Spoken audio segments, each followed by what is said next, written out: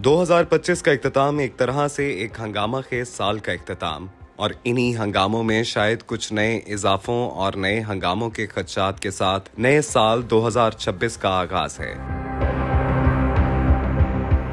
साल के आखिर में कौमी एयरलाइन PIA की निजकारी में खुशी और अफसोस के मिले जुले तासुरात जहां मुआशी तौर पर नए इम्कानात की तरफ इशारा कर रहे थे, वहीं कौमी इदारों के बारे में हुकूमत की नजर आने वाली पॉलिसी में एक बड़ा शिफ्ट भी नजर आ रहा था। हैरान कुन तौर पर शायद पहली बार किसी आला हुकूमती ओहदेदार ने नए साल के बारे में कोई बड़ा दावा नहीं किया। हम इन्वेस्टिगेट्स ने गुज़िश्ता बरस के साए तले परवान चढ़ने वाले नए साल के खदशात और इम्कानात पर एक तहकीक की है कि उन बड़े और नुमाया इशूज का जायजा लिया जाए जो 2025 में कौमी उफक पर छाए रहे और उनके असरात वाज़े तौर पर 2026 में भी नजर आते रहेंगे। पब्लिक सेक्टर में तो कुछ नहीं होगा और इन्होंने 2 लाख असामियाँ ख़त्म कर दी हैं, वो इंडक्शन नहीं होनी नहीं है।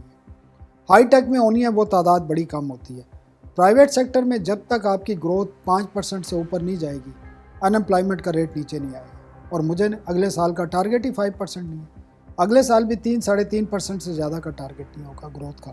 ग्रोथ उसी वक्त होगी जब डिमांड बढ़ेगी। इस मुल्क में डोमेस्टिक डिमांड ही नहीं है और आपकी एक्सपोर्ट बढ़ेगी। एक्सपोर्ट आपकी डिक्लाइन जा रही है। पिछले 5 साल में हम $30 अरब से ऊपर गए नहीं हैं। एक सूबा भी तो झगड़ रहा है ना। PTI जो है वो एक अहम सूबे को भी रूल करती है, वो सूबा भी मरकज़ को चैलेंज कर रहा है। उसके साथ हमारे इंटरनल फ्रंट पे दहशतगर्दी का बहुत बड़ा चैलेंज है। मैंने पहले भी अर्ज़ की, इस साल का हमारा बड़ा चैलेंज दहशतगर्दी का चैलेंज है, जो खैबर पख्तूनख्वा में भी है, जो बलूचिस्तान में भी है। फैलने का ख़तरा भी मौजूद है। हम बहुत अच्छी तरह लड़ रहे हैं, लेकिन उसको लड़ने के लिए भी हमें एक सियासी इस्तेकाम लाना होगा। इस साल का एक बड़ा चैलेंज ये होगा कि दोनों साइड्स पे इस बात की रियलाइजेशन आए कि अब हमने इन मसाइल को हल करना है। ये महंगाई क्यों नहीं कम होगी और कभी नहीं होगी, उसकी वजूहत हैं। 2018 तक आपका डॉलर जो है, मैं गलत नहीं कह रहा, 100 और 108-10 रुपए के दरमियान था 2018 तक। वो आपकी जो इंपोर्ट है मोस्टली वो जहाँ बनती है इस वक्त एनर्जी की देख लें अगर, वो $35 बिलियन के करीब है। मैंने वहाँ फाइनेंस कमेटी में सुना था उधर। और इसके अलावा ईटेबल गुड्स अलहद हैं। काटन आप इंपोर्ट कर रहे हैं सर, $2 अरब की आपने किए। गंदम आप इंपोर्ट कर लेते हैं, शुगर आप इंपोर्ट कर लेते हैं, एडिबल ऑयल्स आप इंपोर्ट करते हैं, दालें आप इंपोर्ट करते हैं, तेल, गैस, RLNG, LNG, ये सारी चीज़ें आप इंपोर्ट करते हैं। ये RLNG, गैस, पेट्रोल, डीजल का बिल $35 बिलियन ये है। बाकी का $8-10 अरब उनका बनता है। ये कितने जाके बनते हैं? तकरीबन 45, चले इसको टू बी सेफर $40 अरब लगा दें। $40 अरब का मतलब क्या है कि जो रेट 2018 में डॉलर का था 110, तो चीज़ें 110 के हिसाब से मिल रही थी आपको, पेट्रोल हो, डीजल हो, खाना पीना जो भी है। जब आपका डॉलर 280-82 पे होगा, मुझे समझाएं ये कैसे महंगाई कम हो सकती है? भाई आपने हर चीज़ खरीदनी है, आपने अब आपको कोई सब्सिडी नहीं मिल रही। IMF ने रोक दिया है कि जनाब जो चीज़ें जितने में ख़रीद रहे हैं ना उतने में लोगों को दें, जो अफोर्ड कर सकते हैं करें, नहीं कर सकते मत यूज़ करें। ये उनके हैं। वो ये कहते हैं कि आप जब सब्सिडी देते हैं, बैंकों से कर्जे लेते हैं, लोन लेते हैं, उनको कमर्शियल लोन लेते हैं और फिर बिलियंस ऑफ रुपीज़ के मार्कअप बैंकों को देते हैं, तो सारी उम्र आप टैक्स इकट्ठा करके, रेवेन्यू इकट्ठा करके बैंकों का पेट भरते रहते हैं, वो सूद लेते रहते हैं। हुकूमत ये कर्जे पे चलती है क्योंकि लोगों को आप वो कर रहे हैं, उनको सब्सिडाइज़ कर रहे हैं। लोग बड़े खुश हैं, पेट्रोल मुझे जनाब 150 की बजाय 140 का मिल रहा है। ये नहीं पता कि 10 अरब वो 10 रुपये का जो फ़र्क है वो बैंक से आपने कर्जा लेके, आपने सूद पे लेके उसको फिल किया, कल को उसी ही आवाम ने पैसे देने, सूद के पैसे भी साथ में देने हैं। सो IMF कहती है उसी पे करें जो रेट है आगे, ताकि बैंकों से कर्जा ना लेना पड़े। ये काम आपको सस्ता है। जब आपके खाने पीने की चीज़ें इंपोर्ट हो रही हैं, जब आपका petrol, diesel, gas, everything is being imported, dollar का रेट चला गया है 280, तो भाई सब कैसे कम होगा? मुझे समझा दे कि मैक्सिमम क्या चीज़ कम हुई है इस मुल्क को। मैं बता देता हूँ, ये कम हुए हैं, आपकी गंदम कम हुई है, रेट आटे का कम हुआ। क्यों? कि आपने किसानों के हिस्से से उनकी जेब पे डाका मारा है। वो 4000 रुपये जो फी मंथ थी, आप जाके उसको 2200 रुपये पे ले गए हैं। तो आपने 1800 रुपये, 1700 रुपये की सब्सिडी किसान की जेब से पैसा निकाला है, निकाल के शहर के लोगों को दिया है, हमारे जैसों को दे दिया है। हालांकि होना ये चाहिए कि पैसा जो है यहाँ पे अर्बन सेंटर से पैसा रूरल सेंटर में जाना चाहिए, देहातों में जाना चाहिए, ताकि देहात का जो किसान है, मजदूर है, लोग हैं, वो शहरों को माइग्रेट ना करें। 2026 को जहां सियासी तौर पर शदीद किस्म की महाज आराई का साल करार दिया जा रहा है, वहीं ये साल मुआशी तौर पर भी हुकूमत की कारकर्दगी और मुआशी मैदान में बड़े चैलेंजेस का साल साबित होगा। मुआशी तौर पर बिल्कुल सामने खड़े मसाइल की अगर दर्जाबंदी की जाए तो जहां जीडीपी ग्रोथ की शरह मुआशी कारकर्दगी पर एक बड़ा सवालिया निशान होगी, वहां देखना ये होगा कि 2.5% किसी तरह 3.5% तक पहुंच पाएगी या इससे भी आगे बढ़ने का कोई इम्कान होगा। मुआशी माहिरीन का ख्याल है कि महंगाई में जुज़वी कमी आएगी, मगर कैसे? अवामी आमदन में इजाफा होगा कि नहीं? रुपए की कदर बरकरार रहेगी कि नहीं? कर्जों के बोझ में मजीद कितना इजाफा होगा? और सबसे बढ़कर बेरोजगारी की शरह कहां तक पहुंचेगी? बिजली और गैस की कीमतों का गिराफ कहां पहुंचेगा? ये ऐसे लातादाद सवालात हैं जो 2026 में बिल्कुल वाज़ेह होकर सामने खड़े हैं। पाकिस्तान 24 के जो तीसरा क्वार्टर था उससे IMF के एक प्रोग्राम में, और वो $7 बिलियन का प्रोग्राम है। एक साल तकरीबन उसका हो गया है, अब 37 महीने का वो प्रोग्राम है। तो 2026 भी बिल्कुल ऐसे ही होगा जैसा 2025 था, क्योंकि IMF के 37 माह के जो बेंचमार्क हैं वो तयशुदा हैं। उन्होंने बता दिया है कि आपने 2025 में इतना रेवेन्यू इकट्ठा करना है, 2026 में इतना करना है, 2027 में इतना करना है, और उसके लिए क्या क्या करना है वो सारे बेंचमार्क तय हैं।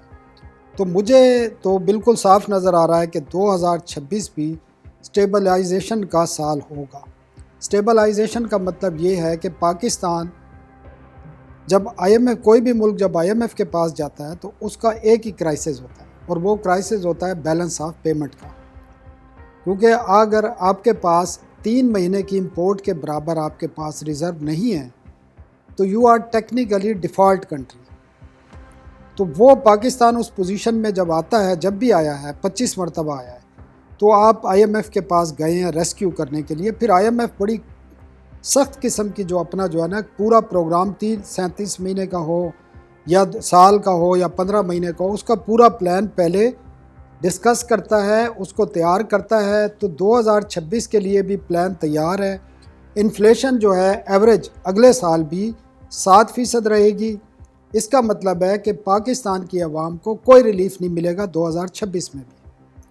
टाइट फिस्कल पोजीशन रहेगी IMF के नेटवर्क के अंदर रहते हुए। आप आज भी जब IMF का प्रोग्राम है तो आज आप भी कोई नई सप्लीमेंट्री ग्रांट नहीं दे सकते, आप टेक्निकल सप्लीमेंट्री ग्रांट करेंगे अगले 3 साल तक। इसका मतलब ये है कि जो बजट IMF ने आपका अप्रूव किया होगा पूरे साल के लिए, आप उससे अलावा खर्चे नहीं कर सकते। आपने कोई ख़र्चा एडिशनल करना है तो किसी जगह पे कट लगा के टेक्निकल सप्लीमेंट्री ग्रांट की सूरत में करना है। तो 2026 में भी यही रहेगा। आपकी जो इंडस्ट्री पे एक प्रेशर है, ग्रोथ का जो प्रेशर है, वो 2026 में भी रहेगा। अगर इस साल 2.5% होती है ग्रोथ, तो अगले साल मैक्सिमम 3% तक जा सकती है, इससे ज़्यादा नहीं जाएगी। मिडिल ईस्ट में पाकिस्तान का जो रोल वापस पाकिस्तान को मिला है, जिस तरह सऊदी अरब ने पाकिस्तान के साथ माहदा किया, उससे हमने देखा कि पाकिस्तान का एक सिक्योरिटी रोल वहाँ पर भी वापस आया है। तो पाकिस्तान का हम देख रहे हैं कि सिक्योरिटी लिहाज से भी और उसके साथ साथ डिप्लोमेटिक लिहाज से भी वी हैव कम बैक। एक एरिया कि इस पर बिल्ड करके हमने मईशत को कैसे बेहतर करना है, वो चैलेंज रहता है। अगरचे हम कह सकते हैं, क्योंकि हम फॉरेन पॉलिसी से मईशत को अलग नहीं कर सकते, कि पाकिस्तान ने इस साल में पाकिस्तान की मईशत ने कंसोलिडेट किया।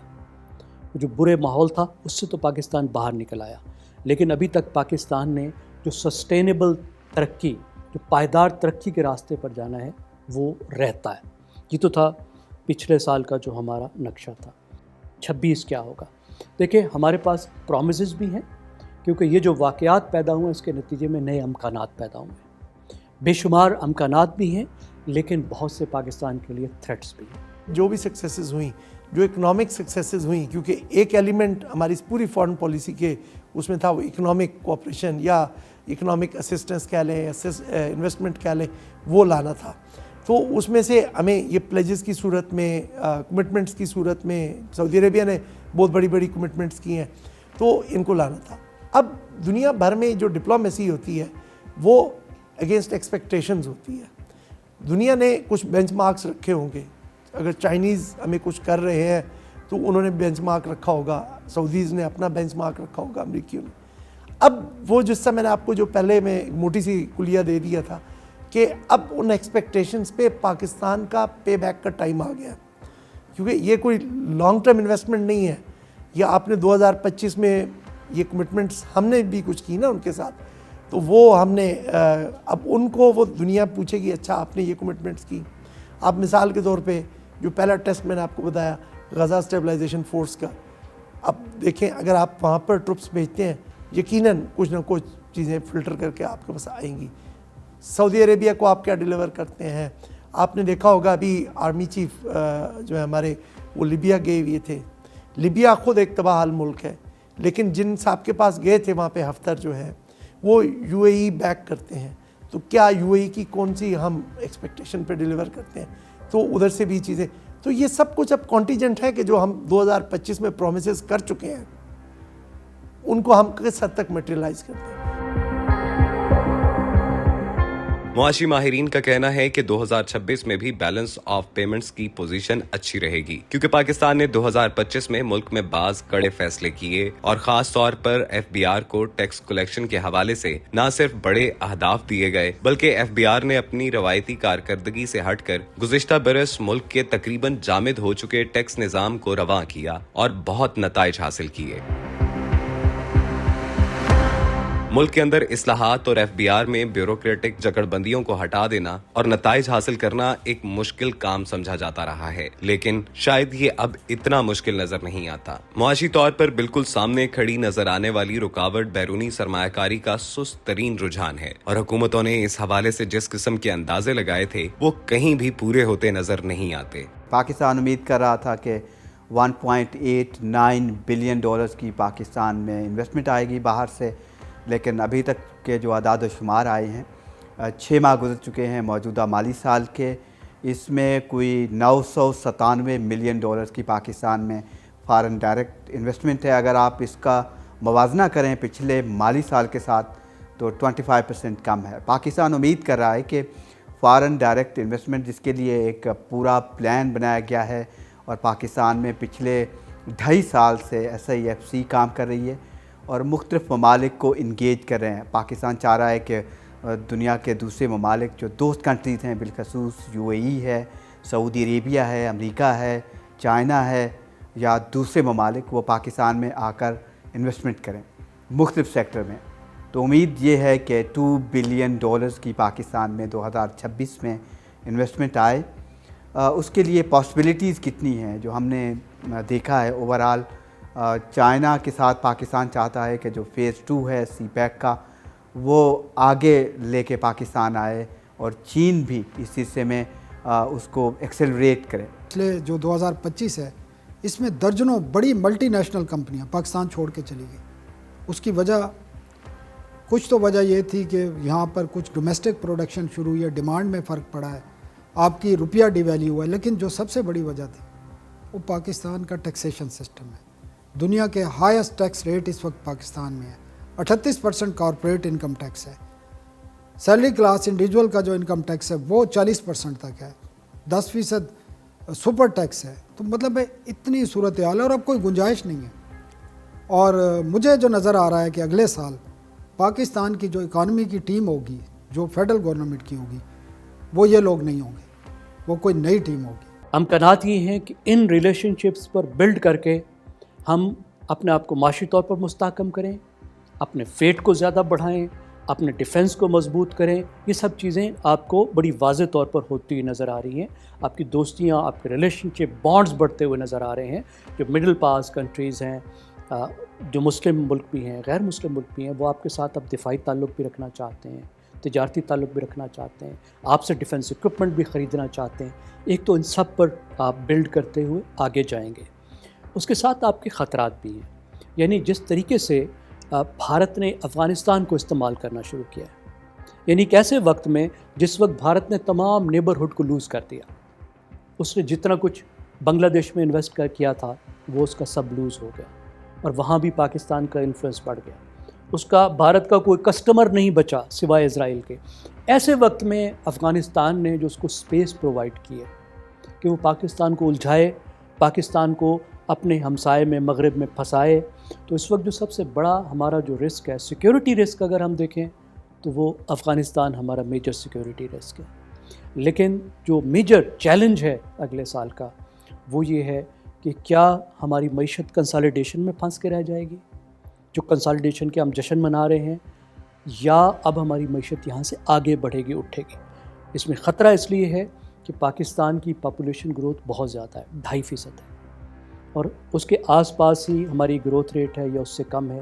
اگر ہم 5-6% پر نہیں لے کر جاتے، 6-7% پر نہیں جاتے اگلے چند سالوں میں، تو اس کا جو نتیجہ ہے وہ یہ ہے کہ بے روزگاروں کی تعداد بڑھے گی، کیونکہ نوکریاں اتنی نہیں بڑھیں گی جتنی کہ نوجوانوں کی تعداد بڑھ رہی ہے. کوئی 35 لاکھ نئے لوگ ہمارے وہ ورکنگ ایج میں آ رہے ہیں. تو اگر نوکریاں نہیں بڑھیں گی تو بے روزگار نوجوان جو ہیں وہ ایک انسٹیبلٹی کی وجہ بنیں گے. اس کی وجہ سے ایک معاشی افراتفری، ایک سیاسی بحران وہ ہمارے لیے پیدا ہو سکتا ہے جو ایک ہمہ جہت بحران ہے. گزشتہ برس سامنے آنے والی تشویشناک خبروں اور حقائق میں سب سے نمایاں یہ بات تھی کہ پاکستان میں نوجوانوں میں بے روزگاری کی شرح تیزی کے ساتھ بلند ہو رہی ہے، اور صرف ایک سال میں 60 لاکھ سے زائد بے روزگار تعلیم یافتہ نوجوانوں نے روزگار کی تلاش میں پاکستان سے بیرون ممالک کی طرف نقل مکانی کی. پاکستان جس کی آبادی 60% نوجوانوں پر مشتمل ہے، نوجوانوں میں بے روزگاری کی شرح تیزی کے ساتھ بڑھتی ہوئی 8% تک پہنچ چکی ہے. اگر آپ نے پاکستان کی یوتھ کو پاکستان کے اندر جابز دینے ہیں تو پھر جس چیلنج کی ہم نے بات کی ہے تو پھر پاکستانی معیشت کو 6-7% پر گرو کرنا پڑے گا. اس سے کم پر آپ کے نوجوانوں میں بے روزگاروں میں اضافہ ہوتا رہے گا.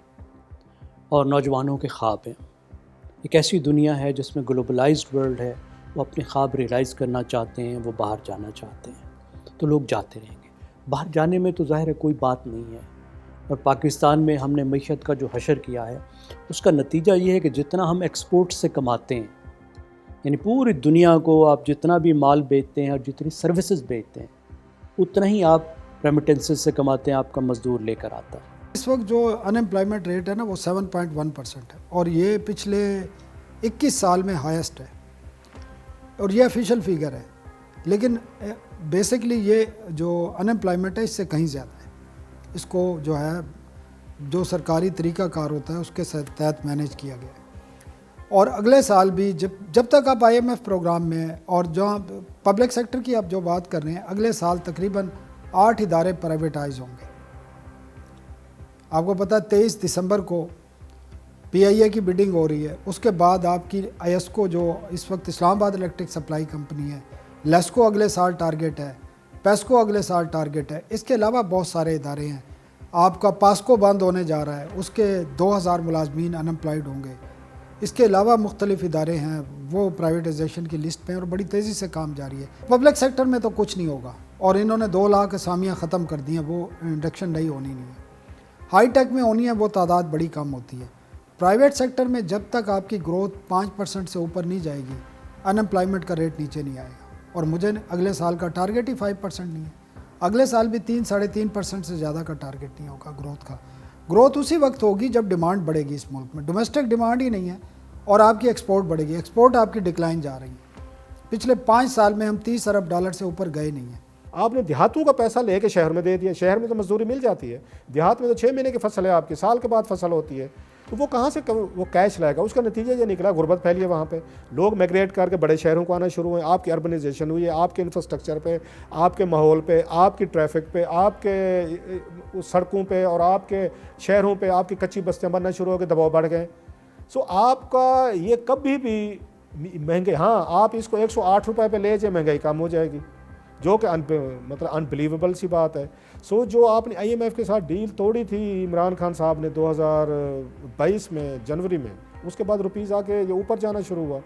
جاتے جاتے اب آپ کا 280 تک ہے. خان صاحب تو صاف ذرا کہیں گے میرا قصور نہیں ہے، حالانکہ IMF کے ساتھ جو ڈیل توڑی تھی اس کے بعد ڈالر کا ریٹ بڑھنا شروع ہوا ہے. اس کا نتیجہ یہ نکلا پورے آپ کے ملک کا بیڑا جو ہے وہ اکانومی کا بیٹھ گیا ہے. سو سر یہ کلیئر رکھیں ذہن میں، ڈالر کا آپ کی اس سے بہت گہرا تعلق ہے. ہر شے ڈالر میں خریدی جا رہی ہے، اسی پہ کنورژن ہو رہی ہے، کمرشل ریٹ لگ رہا ہے. سو میرا نہیں خیال ہے مہنگائی جو ہے آپ کی وہ کم ہے. अगर पाकिस्तान को 2026 में मुमकिना तौर पर लाहक मुआशी मसाइल का मुख्तसर जायजा लिया जाए तो ज्यादा नुमाया इशूज इस तरह होंगे। पाकिस्तान की मईशत को सुस्त रफ्तार मुआशी ग्रोथ के मसाइल का सामना है। पाकिस्तान में अफरात ज़र 2024 में अरूज पर थी, जो कि 2025 में किसी हद तक कम हुई, लेकिन IMF और दीगर मालियाती इदारे ये तवक्को कर रहे हैं कि 2026 में महंगाई फिर बढ़ सकती है। खास तौर पर खुराक, ईंधन और रोजमर्रा की अशिया की कीमतों में उतार चढ़ाव होता रहेगा। इसके अलावा हुकूमत भारी कर्जों की एक साथ उतारने में ज्यादातर कुव्वत सर्फ करेगी, जिसके बायस इसके पास बाकी बच रहने वाले ज़र मुबादला में से तालीम, सेहत और दीगर अवामी खिदमात के लिए हस्बे ज़रूरत पैसे नहीं होंगे। बेरोजगारी, कम सरमायाकारी, बैरूनी खसारा, कारोबारी माहौल में हायल मुश्किलात, सिक्योरिटी इशूज, आबादी में तेजी के साथ इजाफा और IMF की कड़ी शराइत हुकूमत की राह में हायल बड़ी रुकावटें होंगी।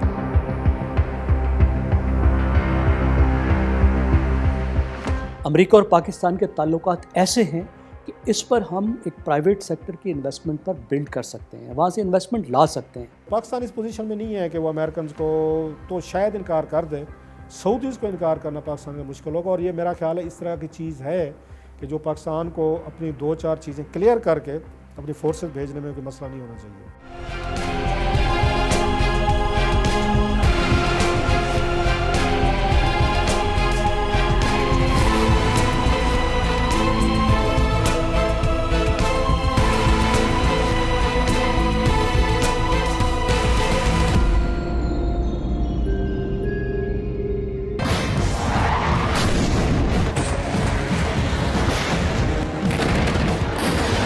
गुज़िश्ता बरस की पाक भारत और पाक अफगान जंगों के बाद पाकिस्तान को खारजा महाज पर जबरदस्त कामयाबियां हासिल हुई और न सिर्फ दुनिया ने पाकिस्तान की दिफाई सलाहियतों का एतराफ़ किया, बल्कि इस्लामी दुनिया में खास तौर पर पाकिस्तान के साथ दिफाई तिजारत और जदीद दिफाई टेक्नोलॉजी के हसूल के मुआहदे भी किए गए। इन वाक़यात ने पाकिस्तान के लिए बैरूनी दुनिया में दिफाई मुईशत का एक जबरदस्त मौका फराहम किया है, जिसको न सिर्फ हासिल करने की अशद ज़रूरत है, बल्कि पाकिस्तान को दूसरे जदीद ममालिक की तरह अपनी दिफाई सलाहियत को भी जदीद तर बनाने की ज़रूरत है। पाकिस्तान ने एक नहीं, आप समझ लीजिए कि कम से कम 3 महाजों पर पाकिस्तान ने अपनी ताकत दिखाई। ईरान ने एक जगह हमला किया, पाकिस्तान ने फौरी तौर पर रिटेलिएट किया और ईरान फोर्स हो गया कि वो वापस आकर पाकिस्तान से बात करे और ताल्लुकात उसके नतीजे में मेंड हो गए, बेहतरी की तरफ हमारे ताल्लुकात चले गए और इस वक्त हमारे ऐसे ताल्लुकात बन गए जो दहाइयों से नहीं थे।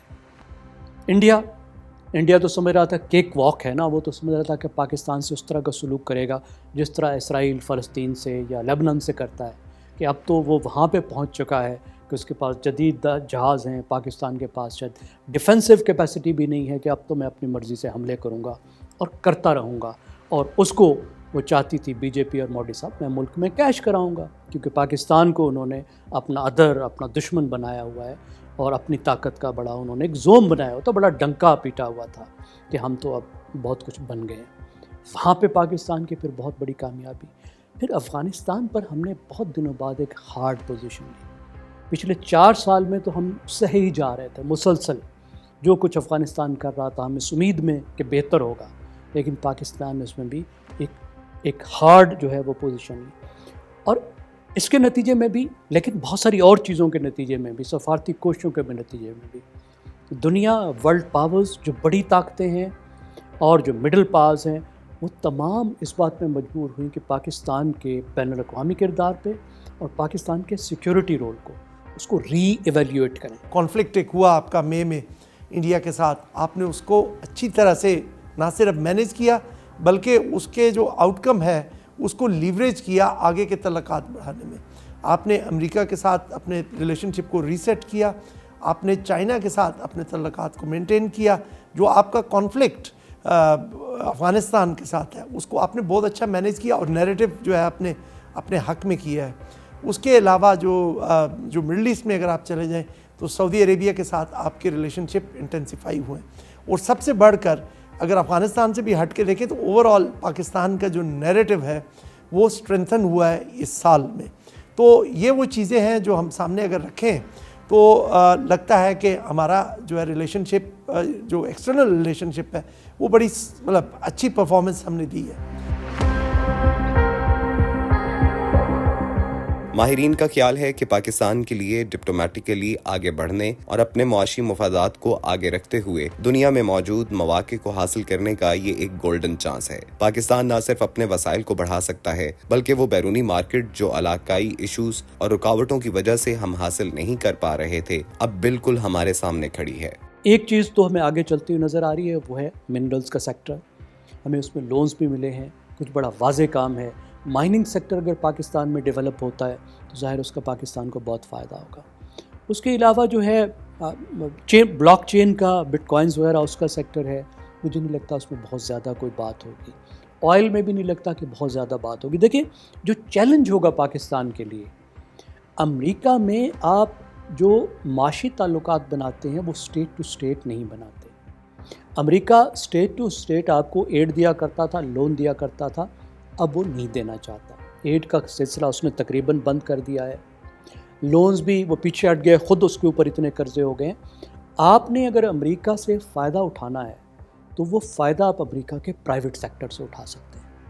امریکہ اور پاکستان کے تعلقات ایسے ہیں کہ اس پر ہم ایک پرائیویٹ سیکٹر کی انویسٹمنٹ پر بلڈ کر سکتے ہیں، وہاں سے انویسٹمنٹ لا سکتے ہیں۔ لیکن دیکھو اس کی شرط کیا ہے؟ اس کی شرط یہ ہے کہ آپ نے ملک میں وہ ماحول بنانا ہوگا جس میں فارن کمپنیاں آنا چاہیں۔ اتنا بڑا ایک مڈل ایسٹ میں یا دنیا میں ایک چینج ہو رہی ہے، ایک ایونٹ ہو رہا ہے، ایکٹیویٹی ہو رہی ہے۔ اب پاکستان اگر اس میں شامل نہیں ہے تو بھی تو ہم اپنے آپ کو لیفٹ آؤٹ فیل کریں گے۔ ہمارے وہاں پہ نہ ہونے سے ان کو شاید فرق نہ پڑے، یہ ذہن میں رکھیے گا۔ ہمارے نہ ہونے سے فرق نہ پڑے لیکن ہمارے ہونے سے فرق پڑے گا۔ اگر پاکستان کے کوئی 3500 ٹروپس وہاں موجود ہیں اور ود سمٹن انڈرسٹینڈنگ موجود ہیں تو میرا خیال ہماری امپورٹنس بڑھی ہے دنیا میں، دنیا کی آنکھ میں بڑھی ہے۔ ایون فلسطینینز جو ہیں، وہاں کے مسلمان جو ہیں، they will feel more confident, they will feel more secure in the presence of Pakistani troops کہ پاکستانی فوج ہے۔ باقی مسلم ممالک کے بھی ہوں گے، لیکن پاکستان کو ہمیشہ سمجھا جاتا ہے اسرائیل کی پاکستان کی جو ہے تو مین کاز آف دشمنی کوئی اس کے علاوہ تو کوئی نہیں تھی فلسطین کے علاوہ، اور اس کی پاکستان نے قیمت بھی بڑی دی ہے کہ اس نے اسرائیل نے ہمیشہ پاکستان کے اگینسٹ انہوں نے انڈیا کو سپورٹ کیا۔ ابھی بھی وار میں ہم نے سنا ہے ویپنز دیے ہیں، ٹیکنالوجی دی ہے، مین پاور دی ہے، اسکل دی ہے، بہت کچھ دیا ہے، بیکاز آف دا ریزن کہ ہم وہاں فلسطین کو سپورٹ کرتے ہیں، مورلی طور پر کرتے ہیں۔ سو میں یہ سمجھتا ہوں کہ پاکستانی فوج جو ہے ان کو انسلٹن ان کے ساتھ ان کوشچنس کے جوابات کے بعد، جس کی مارک روبیو بات کر رہے تھے کہ ہمارے ساتھ بات چیت ہو رہی ہے، پاکستان کو ٹروپس ضرور بھیجنے چاہیے۔ پھر میں کہہ رہا ہوں کہ ایک پاکستان کا انٹرنیشنل امیج بھی بہت اس وقت وار کے بعد انڈیا کے ساتھ بہت بہتر ہے۔ ہماری فوج کو بہادر فوج سمجھا جاتا ہے، لہٰذا ہر دنیا کا ملک ہمارے ساتھ بات بھی کرنا چاہتا ہے، دفاعی معاہدہ بھی کرنا چاہتا ہے، ہمارے بندے بھی چاہتا ہے، ہم سے ٹریننگ بھی کرنا چاہتا ہے، مشقیں بھی کرنا چاہتے ہیں۔ سو ایک ہماری ریپوٹیشن بڑھی ہے، پاکستان کا نام بڑھا ہے۔ 3500 اگر فوجی جاتے ہیں، میں سمجھتا ہوں فلسطینین ول feel more secure and more confident. سو کچھ لیکن بات وہی ہے کہ آپ کو ٹرمز دیکھ لینی چاہیے کہ کن ٹرمز پہ آپ جا رہے ہیں۔ باقی پارلیمنٹ میں آنے سے، ڈیبیٹ ہونے سے پہلے بھی ایک دفعہ نواز شریف صاحب نے کروائی تھی، 2016 تھا میرا خیال ہے شاید، جب یمن کے لیے انہیں فورسز چاہیے تھیں ان کو، سعودیز کو، پارلیمنٹ نے انکار کر دیا تھا، جس سے کے بعد پاکستان اور سعودیز کے تعلقات بڑے خراب ہو گئے تھے۔ سعودیز کہتے تھے جب پیسہ چاہیے، ڈیزل چاہیے، تیل چاہیے، کھانا پینا چاہیے تو آپ ہمارے پاس دوڑے آتے ہیں، ہم آپ کو فری میں دیتے ہیں۔ ہمیں ضرورت پڑ جائے کوئی ہماری انٹیگریٹی کو خطرہ ہے تو آپ کہتے ہیں ہماری پارلیمنٹ نہیں مانتی۔ سو پاکستان اور سعودیز کے تعلقات جو ہیں بڑے عرصے تک خراب رہے، 2016 سے لے کے پھر خان صاحب درمیان میں کچھ عرصہ پھر خراب ہو گئے، تو وہ جا کے آپ دیکھیں 2022-23 کے بعد ٹھیک ہوئے جا کے۔ سو پاکستان اس پوزیشن میں نہیں ہے کہ وہ امریکنز کو تو شاید انکار کر دے، سعودیز کو انکار کرنا پاکستان کا مشکل ہوگا۔ اور یہ میرا خیال ہے اس طرح کی چیز ہے کہ جو پاکستان کو اپنی 2-4 چیزیں کلیئر کر کے اپنی فورسز بھیجنے میں کوئی مسئلہ نہیں ہونا چاہیے۔ آپ پہلے یہ دیکھیں کہ آپ کا جو یہ رینیوڈ ریلیشن شپ ہے امریکہ کے ساتھ، یہ کس چیز پہ بیسڈ ہے؟ ایک تو آپ کی کاؤنٹر ٹیررزم کی کوآپریشن پہ بیسڈ ہے، شروع وہاں سے ہوا تھا جب آپ نے وہ القاعدہ IS کا وہ جو بندہ آپ نے پکڑا تھا، ایبی گیٹ والا سسپیکٹ، وہ آپ نے ان کو ہینڈ اوور کیا، تو وہاں سے انہوں نے تعریف کی۔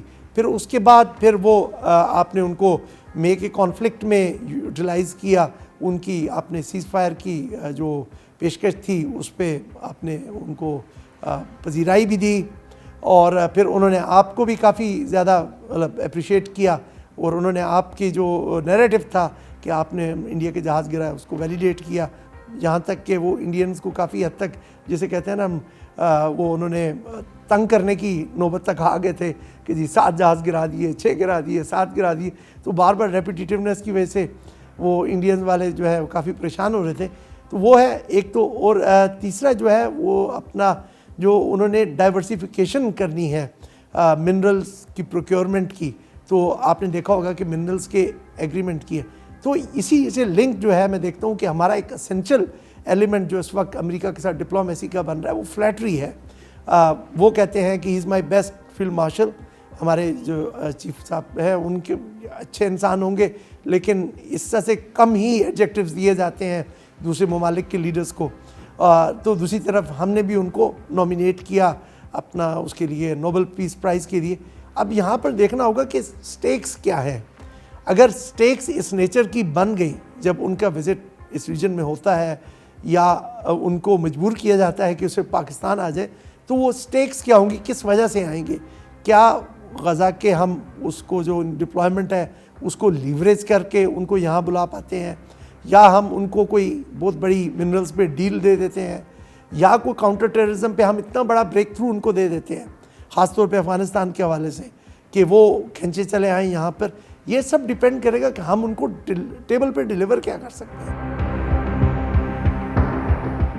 یہ بڑا زبردست قسم کی ایک سچویشن ہے, اور جو پاکستان کی صورتحال ہے, ہارڈ سٹیٹ جس کو کہتے ہیں, اب یہ بتا دیا گیا چاروں صوبوں کو کہ یہ NFC ایوارڈ اس طرح نہیں چلے گا. سیاستدان کو سوٹ نہیں کرتا local body system, mayor system suit نہیں کرتا.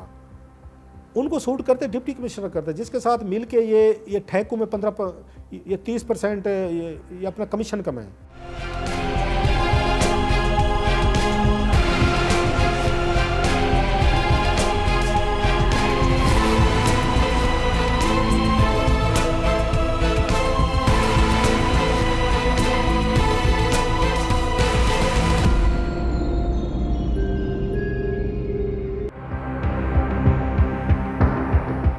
بین الاقوامی سطح پر ہماری ترجیحات اور خاص طور پر مسلم ممالک میں بڑھتے ہوئے آپسی تناؤ کے ساتھ ساتھ عرب اسرائیل تعلقات اور کشیدگی کے اس ماحول میں پاکستان کو کہاں کھڑا ہونا چاہیے اور کس طرح اپنے لیے راستہ نکالنا چاہیے, یہ اس وقت ایک بڑا سوال ہے. اتنا بڑی ایک انٹرنیشنل ڈیولپمنٹ ہو رہی ہے مڈل ایسٹ میں ہو رہی ہے. مڈل ایسٹ کی اسٹیبلٹی کے لیے بہت بڑا ضروری ہے. جتنا ماسکر ہم نے دیکھا ہے, قتل عام دیکھا ہے, اگر آپ نہیں پیس پلان میں شامل ہوتے, چیزیں چلتی رہتی ہیں خدا نہ خواستہ, پھر وہ غزہ کے لوگ, پھر فلسطینی, پھر وہی ون سائیڈڈ وار ہی لڑی گئی ہے نا. کون سا ان بیچاروں کے پاس کوئی اپنا دفاع کے لیے کیا چیز تھی ان فلسطینیوں کے لیے. سو یہ چیزیں بڑی ضروری تھیں کہ کوئی پیس پلان آنا چاہیے جو کہ 2 اسٹیٹ سلوشن جس کی پاکستان بھی سپورٹ کرتا ہے, سعودیز بھی کرتے ہیں, باقی بھی کرتے ہیں, تاکہ کچھ نہ کچھ آپ کو دینا پڑے گا دنیا کو بھی اور پاکستان کو بھی اور فلسطینیہ سب کو کہ that's the reason you are there. So یہ میرا خیال چیزیں انشور کی جائیں گی. مڈل ایسٹ میں پاکستان کے بہت بڑے دوست ممالک ہیں, وہ پاکستان ان کو بھی انکار نہیں کر سکتا. سعودیز ہیں, قطریز ہیں, UAE ہے, باقی وہ جو خطے میں ہیں, اسپیشلی سعودیز جو ہیں, کہ ان کو یہ ضرورت ہے کہ خطہ اسٹیبلائز ہو. سو پاکستان انکار کرنے کی پوزیشن میں بھی نہیں ہے. یہ بھی ذہن میں رکھے, ہم اپنے اس پہ ہم کھڑے تو بہت ہو جاتے ہیں نا جلدی کہ یہ نہیں کریں گے وہ نہیں کریں. جب پھنستے ہیں تو یہ ممالک آپ کو بیل آؤٹ کرتے ہیں. سو آپ کو سننا پڑتا ہے اپنے دوستوں کو جب آپ کو مشکل میں آتے ہیں. یقینی طور پر ریاست پاکستان بیرونی دنیا کے ساتھ جڑے اپنے مفادات اور معاشی مواقع کو حکمت عملی کے ساتھ دیکھے گی اور اس کے تعلقات آگے بڑھیں گے. لیکن یہ تمام تر صورتحال اور مواقع اس بات سے جڑے ہوئے ہیں کہ پاکستانی ریاست کے اندرونی معاملات کی نوعیت کیا رہتی ہے اور کیا پاکستان وہ اندرونی استحکام حاصل کر پائے گا جو اس کو اطمینان کے ساتھ ساتھ بیرونی دنیا کی طرف متوجہ ہونے اور فوائد حاصل کرنے کی طاقت اور ہمت دے گا. یہ سوال اس لیے بھی بہت اہم ہے کہ پاکستان اندرونی طور پر لاحق مسائل سے نبردآزما ہے, اور جہاں بلوچستان اور خیبر پختونخوا میں دہشت گردی اور عدم استحکام ہے, اسی طرح ملکی سیاست بھی بہت حد تک الجھی ہوئی اور کشیدہ حالت میں ہے. پاکستان میں ایک نئے نظام نے اپنی شکل لی, ایک ایسا نظام جو 2014 سے بننا شروع ہوا تھا, اور آئرنی یہ ہے کہ اس نظام کو بننے میں عمران خان نے اور PTI نے بہت اہم کردار ادا کیا تھا, لیکن وہ اسی نظام کے اب دوسری سائڈ پر ہے. تو ایک ایسا نیا نظام جو ہے وہ بن کر سامنے آیا ہے جو بظاہر بڑا سٹیبل آپ کو لگتا ہے, بڑا آپ کو مضبوط لگتا ہے, لیکن ہماری سیاست کے اندر جو کنٹراڈکشنز موجود ہیں, جو تضاد اس وقت آپ کو نظر آ رہے ہیں, جس کی طرف آپ نے اشارہ کیا, مثال کے طور پر عدالتی محاذ پہ, مثال کے طور پہ پاکستان کی ایک بڑی پارٹی جو ہے وہ PTI, وہ نبردآزما ہے اس وقت پاکستان کی اس نظام کے ساتھ, سسٹم کے ساتھ, دوسری پارٹیز کے ساتھ, اسٹیبلشمنٹ کے ساتھ, اس کے ساتھ ساتھ آپ دیکھ لیجئے کہ پاکستان کا ایک صوبہ بھی تو جھگڑ رہا ہے نا. پی ٹی آئی جو ہے وہ ایک اہم صوبے کو بھی رول کرتی ہے, وہ صوبہ بھی مرکز کو چیلنج کر رہا ہے. اس کے ساتھ ہمارے انٹرنل فرنٹ پہ دہشت گردی کا بہت بڑا چیلنج ہے. پی ٹی آئی یہ بات سمجھے کہ وہ ایک سیاسی جماعت ہے, وہ کوئی ایسی جماعت نہیں ہے کہ جس کا کوئی بہت بڑا ایک ملٹری ونگ موجود ہے اور وہ طاقت کے ساتھ الٹ سکتی ہے نظام کو, نظام پہ قبضہ کر سکتی ہے, انقلاب لا سکتی ہے, اسٹیبلشمنٹ کو پچھاڑ سکتی ہے, اداروں کو شکست دے سکتی ہے. وہ نہیں دے سکتی, کیونکہ اس کی قوت عوام کی قوت ہے. وہ ایک پاپولر پارٹی ہے. جب پاپولر پارٹی ہے تو اس کو مصالحت کے راستے پہ جانا ہوگا. جس طرح کی کنفرنٹیشن اس نے اپنائی ہوئی ہے, خاص طور پہ اس کے نیریٹو میں, جس طرح کا اس نے بیانیہ اپنایا ہوا ہے, اس نے مشکل بنایا. اور دوسری طرف سے بھی جو ایک فضا بن گئی ہے کہ ان کو غدار تک قرار دیا جا رہا ہے, کوئٹ کیا جا رہا ہے غداری کے ساتھ, وہ بھی میرے خیال میں ایک بڑا انفارچونیٹ ہے. ملک کے اندر موجود سیاسی اختلافات اور کشیدگیوں کے خاتمے کے لیے کیا ہمارے سامنے کوئی آپشن ہے, یا ہم اس صورتحال میں موجود سختی اور غیر لچکدار رویے کو افہام و تفہیم کی کسی شکل میں ڈھال سکتے ہیں؟ ہونے کو کچھ بھی ہو جاتا ہے. میں پھر 2-4 واقعات بتا دیتا ہوں آپ کو. مثلاً جب نواز شریف صاحب کو جنرل مشرف نے 14 سال انہیں سزا دی تھی ہائی جیکنگ طیارہ کیس میں, تو میں ڈان میں تھا اس وقت. یہ دسمبر کی بات ہے میرا خیال ہے 2000 کی. تو ہم اسی وقت ہلچل مچی. کچھ ہو سکتا تھا کہ جناب کے نواز شریف صاحب ان کی فیملی زیادہ چلے جائیں گے. ود ان آور پاکستان کے لوگ جب اٹھے صبح کا اخبارات انہیں دیکھے, ٹی وی تو نہیں تھے اس وقت اس طرح, کوئی ٹیلی فون وغیرہ بھی, آپ کے موبائل فون بھی اتنے زیادہ پاپولر نہیں تھے, تو لوگوں کے لیے تو بہت بڑا صدمہ تھا. ابھی نواز شریف صاحب کل رات جیل میں تھے اور آج وہ جدہ پہنچ گئے ہیں.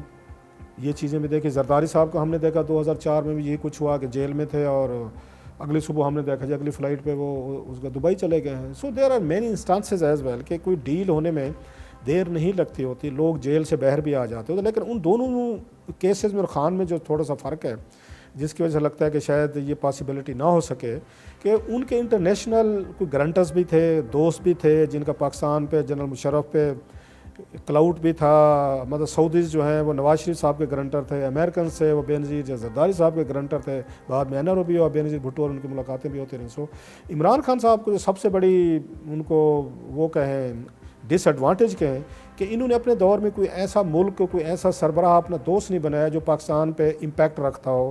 مطلب 3 ممالک ہیں جو میں سمجھتا ہوں, امریکنز ہیں, سعودیز ہیں اور پھر چائنیز ہیں, کہ جن کو پاکستان کو انکار نہیں کر سکتا.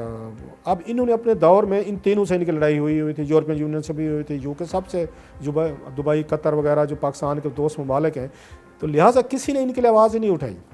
انٹرنلی طور پہ بھی آج بھی خان صاحب کی کوئی بات کرنے کو تیار نہیں ہے. سیاسی کشیدگی اور تناؤ کے اس ماحول میں اس وقت مزید اضافہ ہو جاتا ہے جب بعض معاملات پر وفاق اور صوبوں کے درمیان کشیدگی اور تناؤ بڑھ جاتا ہے. 27ویں ترمیم کے بعد یہ بھی دعویٰ کیا جا رہا ہے کہ NFC اور صوبوں کے درمیان وسائل کی تقسیم کے حوالے سے آئین سازی کے لیے شاید 28ویں ترمیم کی بھی ضرورت پڑے گی, جبکہ بعض ذرائع اس مجوزہ ترمیم کے جلدی منظر عام پر آنے کا بھی دعویٰ کر رہے ہیں. یہ بڑا زبردست قسم کی ایک سچویشن ہے, اور جو پاکستان کی صورتحال ہے, ہارڈ اسٹیٹ جس کو کہتے ہیں ہم, اب یہ بتا دیا گیا چاروں صوبوں کو کہ یہ NFC ایوارڈ اس طرح نہیں چلے گا.